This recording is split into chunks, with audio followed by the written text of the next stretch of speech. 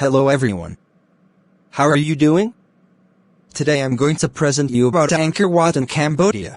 Angkor Wat is the largest religious structure temple complex in the world by land area, measuring 162.6 hectares, 1.626 square kilometers, 402 acres, located in Cambodia. The temple was built by Sreyoun II in the early 12th century in Yasodharapura, the capital of the Khmer Empire, as the state temple for the empire. Originally constructed as a personal mausoleum for the Khmer king Sreyoun II, dedicated to Vishnu in the early 12th century, it was converted to a Buddhist temple towards the end of 12th century. As the best preserved temple in the site, it is the only one to have remained a significant religious center since its foundation. The temple is at the top of the high classical style of Khmer architecture. It is one of the most important pilgrimage sites for Buddhists in Cambodia and around the world. It has become a symbol of Cambodia, appearing on its national flag, and it is the country's main tourist attraction. Angkor Wat played a major role in converting Cambodia into a Buddhist nation. Angkor Wat combines two basic plans of Khmer temple architecture, the Temple Mountain and the later Gyerid Temple. It is designed to represent Mount Meru, home of the devils in Hindu and Buddhist cosmology. It lies within a moat more than 5 kilometers, 3 miles long and an outer wall 3.6 kilometers, 2.2 miles long. The temple has 3 rectangular galleries, each raised above the next. At the center of the temple stands a quincunx of towers. Unlike most Angkorian temples, Angkor Wat is oriented to the west. Scholars are divided as to the significance of this. The temple is admired for the grandeur and harmony of its architecture, extensive bas-reliefs, and statues of Buddhas and devas that adorn its walls. Hi John. How are you doing? Now I'm going to present you about the history of Angkor Wat.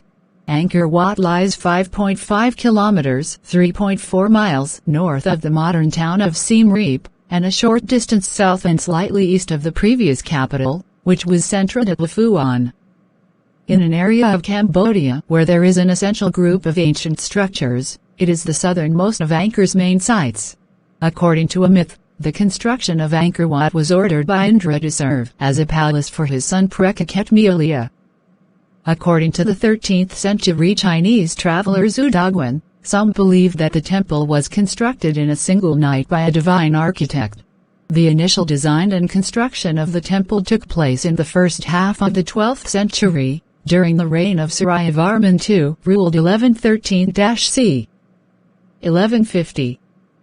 Breaking from the Shaiva tradition of previous kings, Angkor Wat was instead dedicated to Vishnu. It was built as the king's state temple and capital city. As neither the foundation stela nor any contemporary inscriptions referring to the temple have been found, its original name is unknown, but it may have been known as Varavishnu Lok after the presiding deity. Work seems to have ended shortly after the king's death, leaving some of the bas-relief decoration unfinished. The term Vrivasneloka or Paramavisneloka literally means the king who has gone to the supreme world of Vishnu, which refer to Sreyoun II posthumously and intend to venerate his glory and memory. In 1177, approximately 27 years after the death of Sreyoun II, Angkor was sacked by the Khms, the traditional enemies of the Khmer.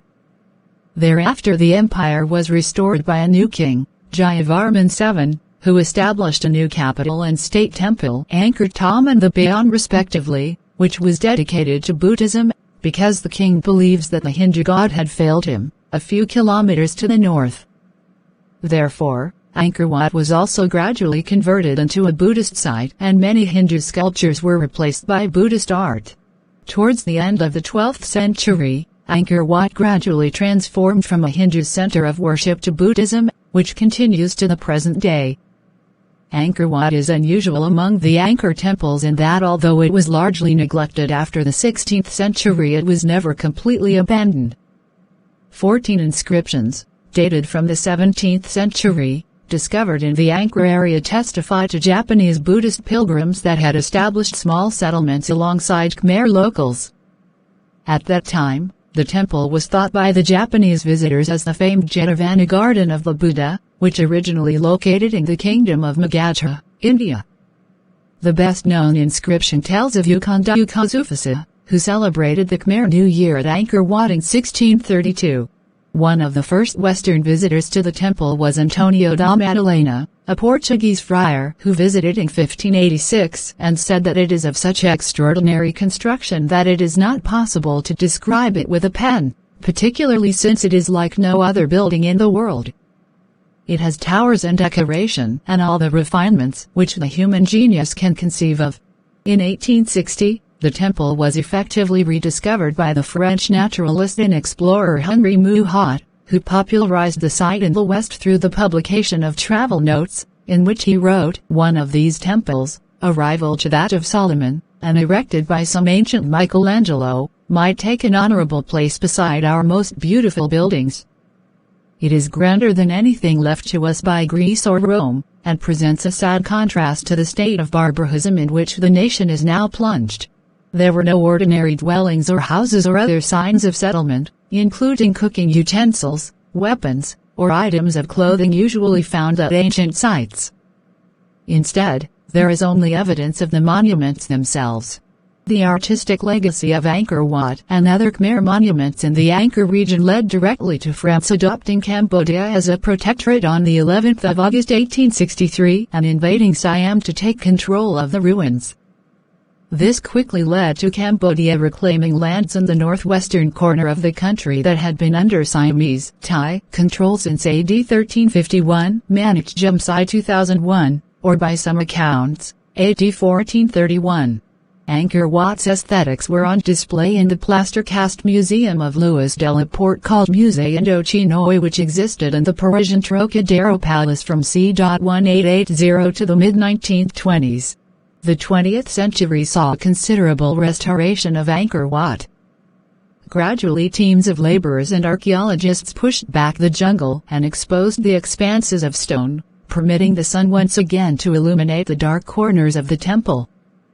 Angkor Wat caught the attention and imagination of wider audience in Europe when the Pavilion of French Protectorate of Cambodia, as part of French Indochina, recreated the life-size replica of Angkor Wat during Paris Colonial Exposition in 1931. Cambodia gained independence from France on the 9th of November 1953 and has controlled Angkor Wat since that time. It is safe to say that from the colonial period onwards until the site's nomination as UNESCO World Heritage in 1992, this specific temple of Angkor Wat was instrumental in the formation of the modern and gradually globalized concept of built cultural heritage. Restoration work was interrupted by the Cambodian Civil War and Khmer Rouge control of the country during the 1970s and 1980s, but relatively little damage was done during this period. Camping Khmer Rouge forces used whatever wood remained in the building structures for firewood, and a shootout between Khmer Rouge and Vietnamese forces put a few bullet holes in a bas-relief.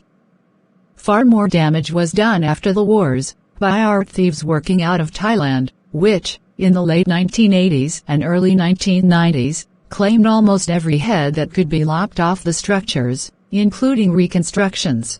The temple is a powerful symbol of Cambodia, and is a source of great national pride that has factored into Cambodia's diplomatic relations with France, the United States, and its neighbor Thailand. A depiction of Angkor Wat has been a part of Cambodian national flags since the introduction of the first version circa 1863. From a larger historical and even transcultural perspective, however, the Temple of Angkor Wat did not become a symbol of national pride sui generis, but had been inscribed into a larger politico-cultural process of French colonial heritage production in which the original temple site was presented in French colonial and universal exhibitions in Paris and Marseille between 1889 and 1937. In December 2015, it was announced that a research team from University of Sydney had found a previously unseen ensemble of buried towers built and demolished during the construction of Angkor Wat, as well as a massive structure of unknown purpose on its south side and wooden fortifications. The findings also include evidence of low-density residential occupation in the region, with a road grid, ponds, and mounds. These indicate that the temple precinct, bounded by moat and wall, may not have been used exclusively by the priestly elite, as was previously thought. The team used LIDAR, ground-penetrating radar, and targeted excavation to map Angkor Wat. Now I'm going to present you about the architecture of Angkor Wat. Site and plan. Angkor Wat, located at 13 degrees 24 single quote 45 double prime and 103 degrees 52 single quote 0 double prime E, is a unique combination of the Temple Mountain, the standard design for the Empire's state temples, and the later plan of concentric galleries. The construction of Angkor Wat also suggests that there was a celestial significance with certain features of the temple.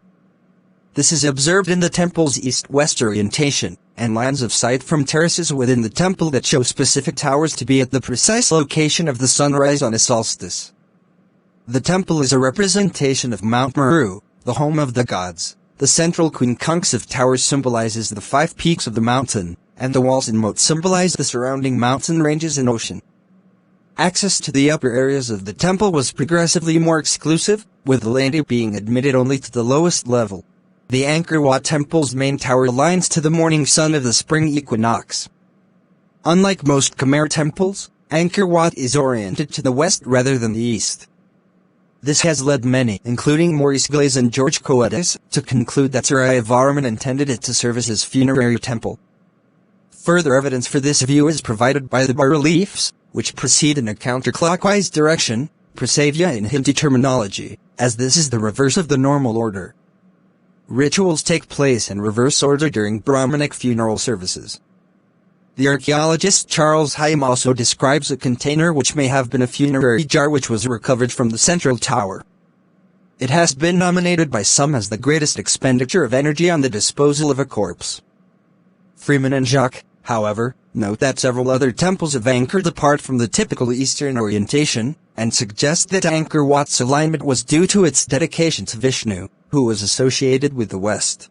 Drawing on the temple's alignment and dimensions, and on the content and arrangement of the bas-reliefs, researcher Eleanor Manica argues that the structure represents a claimed new era of peace under King Sreyoun Varman II, as the measurements of solar and lunar time cycles were built into the sacred space of Angkor Wat. This divine mandate to rule was anchored to consecrated chambers and corridors meant to perpetuate the king's power and to honor and placate the deities manifest in the heavens above.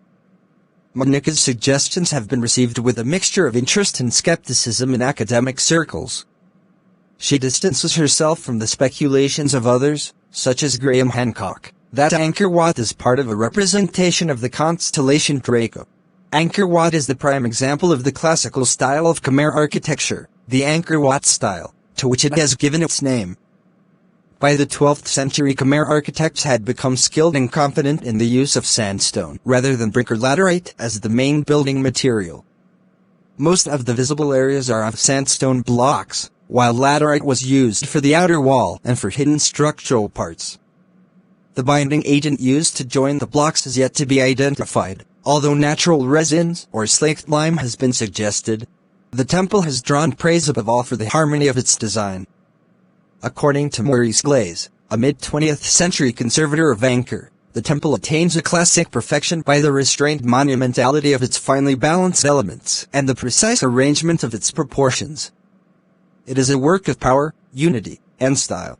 Architecturally, the elements characteristic of the style include the ogival, redented towers shaped like lotus buds, half galleries to broaden passageways, axial galleries connecting enclosures, and the cruciform terraces which appear along the main axis of the temple. Typical decorative elements are devatas or apsaras, bas-reliefs, and on pediments extensive garlands and narrative scenes.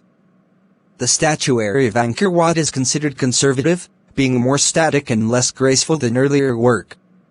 Other elements of the design have been destroyed by looting and the passage of time, including gilded stucco on the towers, gilding on some figures on the bas-reliefs, and wooden ceiling panels and doors. Now I'm going to present you about the feature of Angkor Wat. The outer wall, 1,024 meters, 3,360 feet by 802 meters, 2,631 feet and 4.5 meters, 15 feet high, is surrounded by a 30 meters, 98 feet apron of open ground and a moat 190 meters, 620 feet wide and over 5 kilometers, 3 miles in perimeter. The moat extends 1.5 kilometers from east to west and 1.3 kilometers from north to south.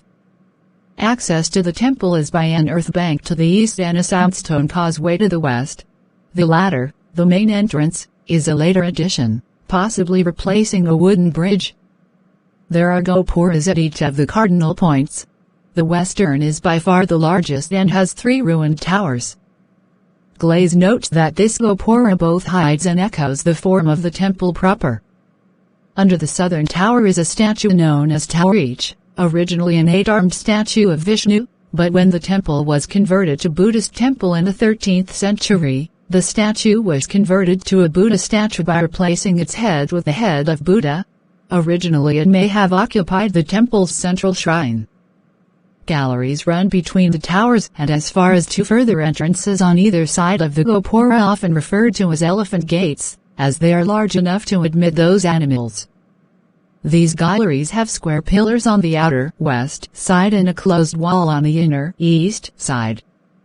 The ceiling between the pillars is decorated with lotus rosettes. The west face of the wall with dancing figures, and the east face of the wall with balustered windows, dancing male figures on prancing animals, and devatas, including, south of the entrance, the only one in the temple to be showing her teeth. The outer wall encloses a space of 820,000 square meters, 203 acres, which besides the temple proper was originally occupied by the city and, to the north of the temple, the royal palace. Like all secular buildings of Angkor, these were built of perishable materials rather than of stone, so nothing remains of them except the outlines of some of the streets. Most of the area is now covered by forest. A 350 meters 1,150 feet causeway connects the western gopura to the temple proper, with Naga balustrades and 6 sets of steps leading down to the city on either side. Each side also features a library with entrances at each cardinal point, in front of the 3rd set of stairs from the entrance, and a pond between the library and the temple itself.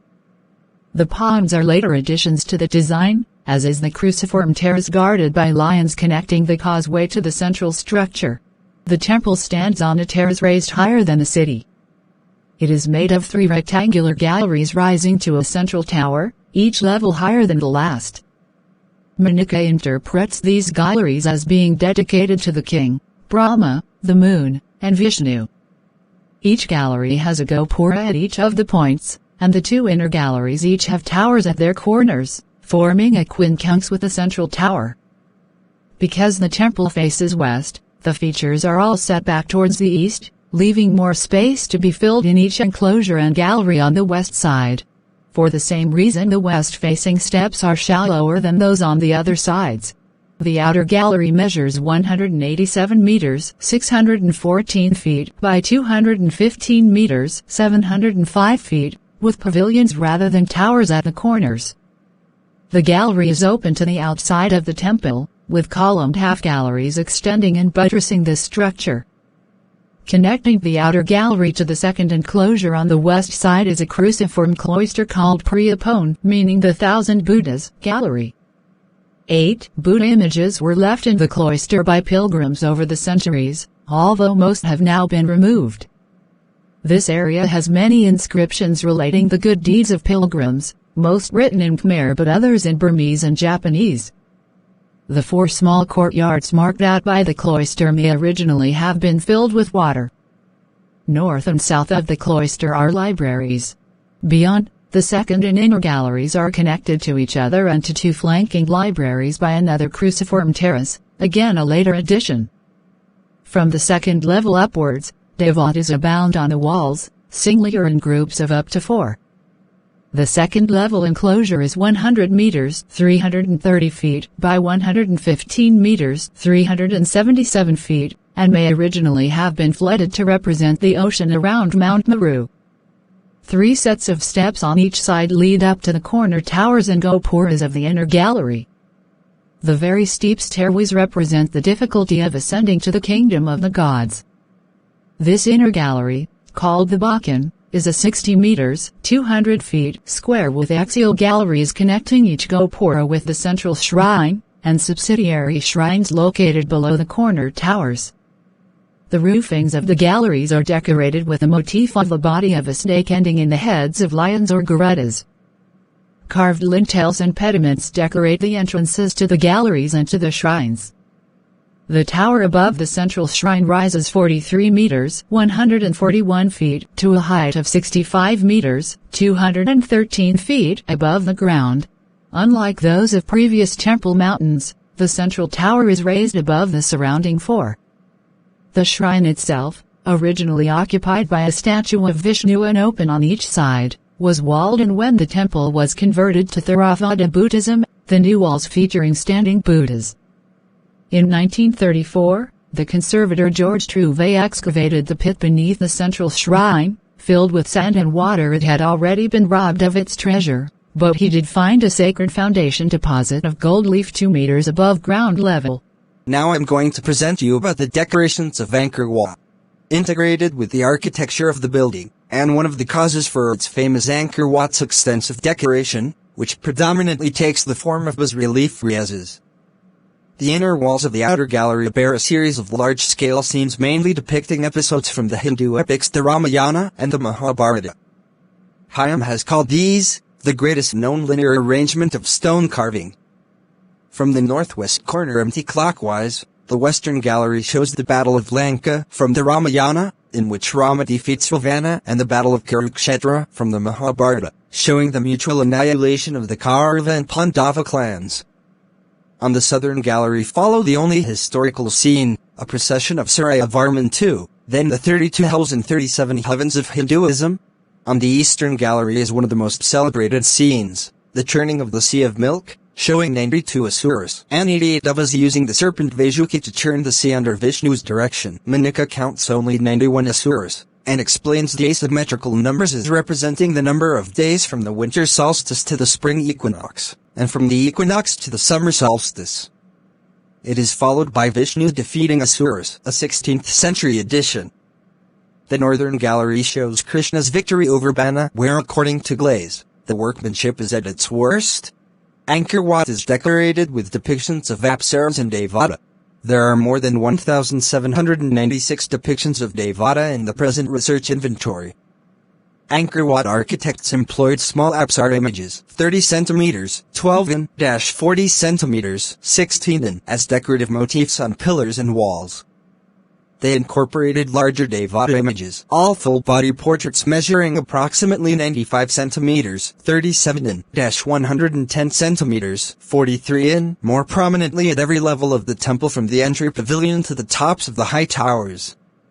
In 1927, Safo Marchal published a study cataloging the remarkable diversity of their hair, headdresses, garments, stance, jewelry and decorative flowers, which Marchal concluded were based on actual practices of the Angkor period. Now I'm going to present you about the construction techniques of Angkor Wat. The stones, as smooth as polished marble, were laid without mortar with very tight joints that are sometimes hard to find. The blocks were held together by mortise and tenon joints in some cases, while in others they used dovetails and gravity.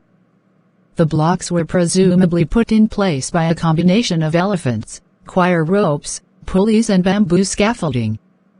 Henry Muhat noted that most of the blocks had holes 2.5 centimeters (0.98 in diameter and 3 centimeters (1.2 in) deep, with more holes on the larger blocks. Some scholars have suggested that these were used to join them together with iron rods, but others claim they were used to hold temporary pegs to help maneuver them into place. The monument was made out of 5 to 10 million sandstone blocks with a maximum weight of 1.5 tons each. In fact, the entire city of Angkor used up far greater amounts of stone than all the Egyptian pyramids combined, and occupied an area significantly greater than modern-day Paris. Moreover, unlike the Egyptian pyramids which use limestone quarried barely 0.5 kilometers (0.31 miles) away all the time, the entire city of Angkor was built with sandstone quarried 40 kilometers (25 miles) or more away. This sandstone had to be transported from Mount Kulin, a quarry approximately 25 miles (40 kilometers) to the northeast. The route has been suggested to span 35 kilometers (22 miles) along a canal towards Tinglay Sap Lake, another 35 kilometers (22 miles) crossing the lake, and finally 15 kilometers (9.3 miles) against the current along Siem Reap River, making a total journey of 90 kilometers (56 miles). However, Etsuo Ukita and Ichida Shimoda of Waseda University in Tokyo, Japan have discovered in 2011 a shorter 35-kilometer (22 miles) canal connecting Mount Kulin and Angkor Wat using satellite imagery. The two believe that the Khmer used this route instead. Virtually all of its surfaces, columns, lintels, and even roofs are carved. There are miles of reliefs illustrating scenes from Indian literature including unicorns, griffins, winged dragons pulling chariots as well as warriors following an elephant-mounted leader and celestial dancing girls with elaborate hairstyles. The gallery wall alone is decorated with almost 1,000 square meters of bas-reliefs. Holes on some of the Angkor walls indicate that they may have been decorated with bronze sheets. These were highly prized in ancient times and were a prime target for robbers.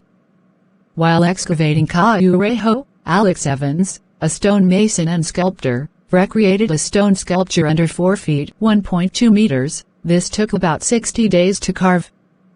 Roger Hopkins and Mark Lenner also conducted experiments to quarry limestone, which took 12 quarrymen 22 days to quarry about 400 tons of stone. The labor force to quarry, transport, carve and install so much sandstone must have run into the thousands, including many highly skilled artisans. The skills required to carve these sculptures were developed hundreds of years earlier, as demonstrated by some artifacts that have been dated to the 7th century, before the Khmer came to power. Now I'm going to present you about the Angkor Wat today. As with most other ancient temples in Cambodia, Angkor Wat has faced extensive damage and deterioration by a combination of plant overgrowth, fungi, ground movements, war damage and theft. The war damage to Angkor Wat's temples, however, has been very limited, compared to the rest of Cambodia's temple ruins, and it has also received the most attentive restoration. The restoration of Angkor Wat in the modern era began with the establishment of the Conservation d'Angkor Angkor Conservancy by the École Française d'Extrême-Orient (FEO) in 1908. Before that date, activities at the site were primarily concerned with exploration. The Conservation d'Angkor was responsible for the research, conservation, and restoration activities carried out at Angkor until the early 1970s, and a major restoration of Angkor was undertaken in the 1960s. However, work on Angkor was abandoned during the Khmer Rouge era and the Conservation d'Angkor was disbanded in 1975. Between 1986 and 1992, the Archaeological Survey of India carried out restoration work on the temple, as France did not recognize the Cambodian government at the time. Criticisms have been raised about both the early French restoration attempts and particularly the later Indian work, with concerns over damage done to the stone surface by the use of chemicals and cement. In 1992, following an appeal for help by Narotam Sihanouk, Angkor Wat was listed in UNESCO's World Heritage in Danger, later removed in 2004, and World Heritage Site together with an appeal by UNESCO to the international community to save Angkor. Zoning of the area was set up to protect the Angkor site in 1994. Apsara was established in 1995 to protect and manage the area, and a law to protect Cambodian heritage was passed in 1996. A number of countries such as France, Japan and China are currently involved in various Angkor Wat conservation projects. The German Apsara Conservation Project is working to protect the Devatas and other bas-reliefs which decorate the temple from damage. The organization's survey found that around 20% of the Devatas were in very poor condition, mainly because of natural erosion and deterioration of the stone, but in part also due to earlier restoration efforts.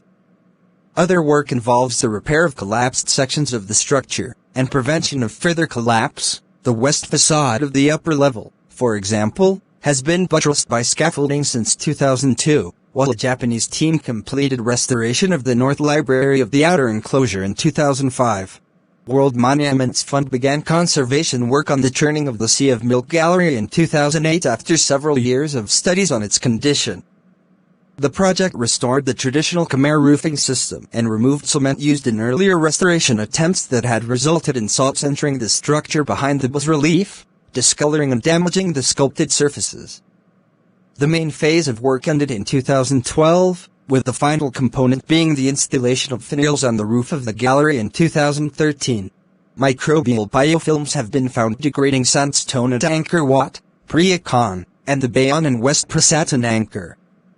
The dehydration and radiation-resistant filamentous cyanobacteria can produce organic acids that degrade the stone. A dark filamentous fungus was found in internal and external Preah Khan samples, while the Algotrentipolia was found only in samples taken from external, pink-stained stone at Preah Khan. Replicas have been made to replace some of the lost or damaged sculptures. Now I'm going to present you about the tourism of Angkor Wat. Since the 1990s, Angkor Wat has become a major tourist destination. In 1993, there were only 7,650 visitors to the site. By 2004, government figures show that 561,000 foreign visitors had arrived in Siem Reap province that year, approximately 50% of all foreign tourists in Cambodia. The number reached over 1 million in 2007, and over 2 million by 2012. Most visited Angkor Wat, which received over 2 million foreign tourists in 2013, and 2.6 million by 2018. The site was managed by the private Sakimex Group between 1990 and 2016, which rented it from the Cambodian government. The influx of tourists has so far caused relatively little damage, other than some graffiti. Ropes and wooden steps have been introduced to protect the bas-reliefs and floors, respectively. Tourism has also provided some additional funds for maintenance. As of 2000, approximately 28% of ticket revenues across the whole Angkor site was spent on the temples, although most work is carried out by teams sponsored by foreign governments rather than by the Cambodian authorities. Since Angkor Wat has seen significant growth in tourism throughout the years, UNESCO and its International Coordinating Committee for the Safeguarding and Development of the Historic Site of Angkor (ICC), in association with representatives from the royal government and Apsara, organized seminars to discuss the concept of cultural tourism. Wanting to avoid commercial and mass tourism, the seminars emphasized the importance of providing high-quality accommodation and services in order for the Cambodian government to benefit economically, while also incorporating the richness of Cambodian culture. In 2001, this incentive resulted in the concept of the Angkor Tourist City, which would be developed with regard to traditional Khmer architecture, contain leisure and tourist facilities, and provide luxurious hotels capable of accommodating large numbers of tourists. The prospect of developing such large tourist accommodations has encountered concerns from both Apsara and the ICC, claiming that previous tourism developments in the area have neglected construction regulations, and more of these projects have the potential to damage landscape features. Also, the large scale of these projects have begun to threaten the quality of the nearby town's water, sewage, and electricity systems. It has been noted that such high frequency of tourism and growing demand for quality accommodations in the area, such as the development of a large highway, has had a direct effect on the underground water table, subsequently straining the structural stability of the temples at Angkor Wat. Locals of Siem Reap have also voiced concern that the charm and atmosphere of their town have been compromised in order to entertain tourism. Since this local atmosphere is the key component to projects like Angkor Tourist City, the local officials continue to discuss how to successfully incorporate future tourism without sacrificing local values and culture. At the ASEAN Tourism Forum 2012, it was agreed that Borobudur and Angkor Wat would become sister sites and the provinces sister provinces. That's all about the history of Angkor Wat. Thank you for your attention. Thank you for watching my video. Please subscribe, like and share to channel, Dan Sreyoun in order to get more videos. Thank you.